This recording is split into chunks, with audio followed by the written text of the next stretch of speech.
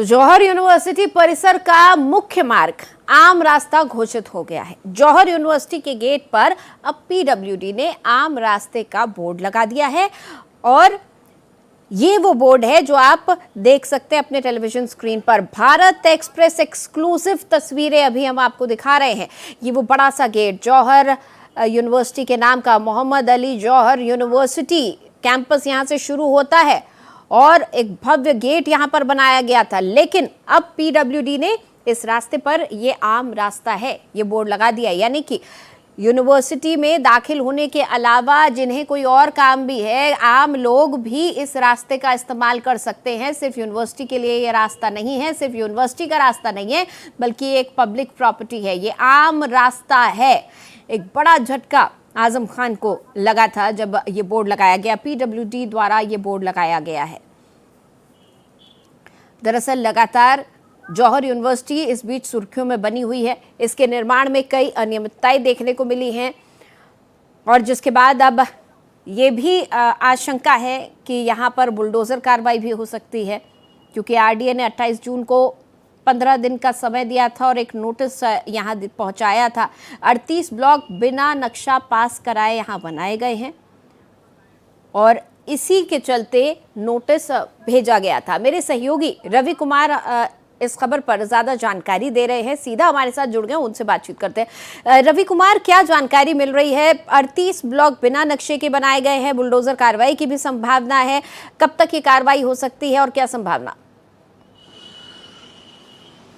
देखिए, बिल्कुल 20 दिन का जो समय है वो रामपुर विकास प्राधिकरण यानी आरडीए की तरफ से दिया गया है और सबसे बड़ी बात यह है कि जिस तरीके से जो इसको बनाया गया था, यानी कि 2 भवनों को छोड़कर बाकी के जो 38 भवन हैं उनका नक्शा पास नहीं कराया गया था।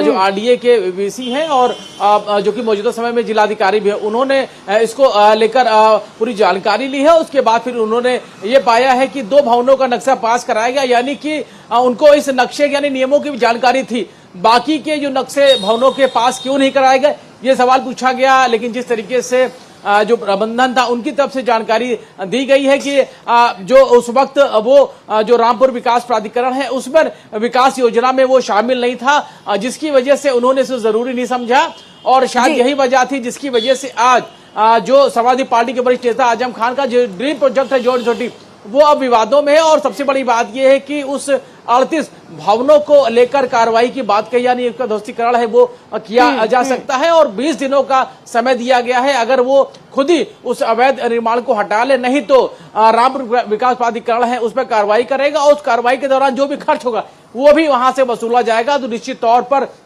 एक बड़ा एक कह सकते हैं कि जौहर यूनिवर्सिटी को लेकर एक बड़ा विवाद है वो सामने आया है। यूं कहे कि जिस तरीके से पूरे 38 भवन बनवाए गए थे और उस पर नक्शा भी बिल्कुल एक बड़ी लागत लगाकर ये यूनिवर्सिटी बनाई गई है, बड़ा और भव्य कैंपस बनाया गया है। रवि, कहते हैं समय का पहिया घूमता है।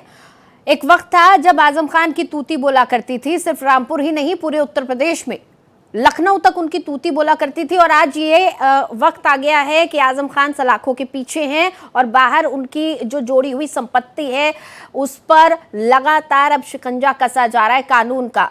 वैध अवैध सब, दूध का दूध और पानी का पानी किया जा रहा है। बिल्कुल उत्तर प्रदेश की राजनीति में बड़ी पहुंच रखने वाले आजम खान की मुश्किलें लगातार बनी हुई समाजवादी पार्टी की जब भी उत्तर प्रदेश सरकार रही है उस वक्त आजम खान का जो कद है वो देखा जाता था, कहीं ना कहीं एक बड़े कद्दावर नेता के तौर पर उनकी पहचान रहती थी। शायद ही कोई उत्तर प्रदेश का कोई निवासी हो जो आजम खान को ना जानता हो। निश्चित तौर पर जिस तरीके से उनका कह सकते हैं रामपुर में दबदबा था और हालांकि उत्तर प्रदेश में सरकार बदलने के बाद लगातार उनके दबदबे में कमी आई है।